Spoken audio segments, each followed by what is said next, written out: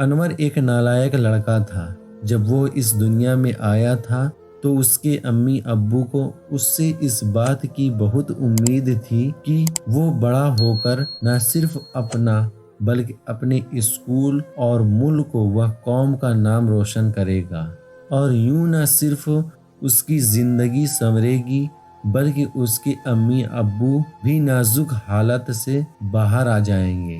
انور کے پہلے 4-5 سال جیسے تیسے کر کے گزر گئے، مگر جب اس کے امی ابو نے سوچا کہ اب انور کو تعلیم کے لیے اسکول میں داخلہ کروانا چاہیے تاکہ وہ تعلیم یافتہ بن کر اچھے اور خوشگوار حالات میں اپنی زندگی گزار سکے، جیسے جیسے انور بڑا ہوتا گیا تو اس کے امی ابو کی فرمائش بڑھتی چلی گئی کہ انور کو اسی عمر میں اسکول کا داخلہ کروا دینا چاہیے،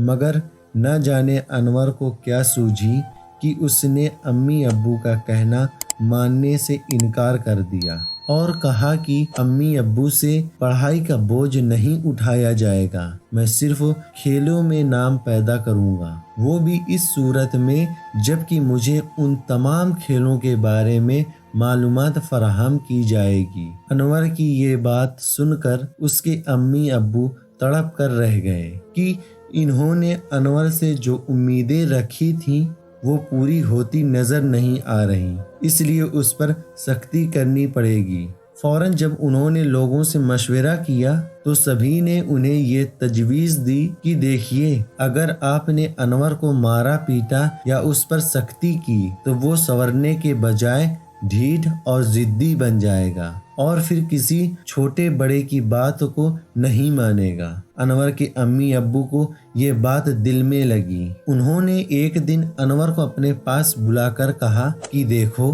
ہمارے حالات اچھے نہیں ہیں، ہم 3 وقت کا کھانا کتنی مشکل سے کھاتے ہیں، یہ تمہیں بھی معلوم ہے، اس لیے اسکول میں داخلہ کرا لو اور وہاں سے تعلیم حاصل کر کے نکلو، انشاءاللہ تم کامیاب ہو جاؤ گے۔ انور کے دل کو یہ بات اپنے امی ابو کی لگی۔ فوراً اس نے اپنے امی ابو سے کہا، میں سوچ کر 1-2 دن میں بتاؤں گا۔ انور کے امی ابو بہت خوش ہوئے کہ اگرچہ انور نے اسکول میں داخلہ لینے کی حامی تو ابھی تک نہیں بھری، مگر امید ہو چلی ہے کہ شاید انور بات مان لے۔ دوسرے دن انور کے امی ابو نے اس سے اسکول میں داخلہ لینے کی مرضی تو پوچھی، جس پر انور نے ہاں کر دی۔ اس کا صاف مطلب تھا کہ انور پر اس کے امی ابو کی نصیحت و پیار و محبت سے سمجھانے کا اثر ہو گیا ہے۔ یوں انور روز ناباقاعدگی سے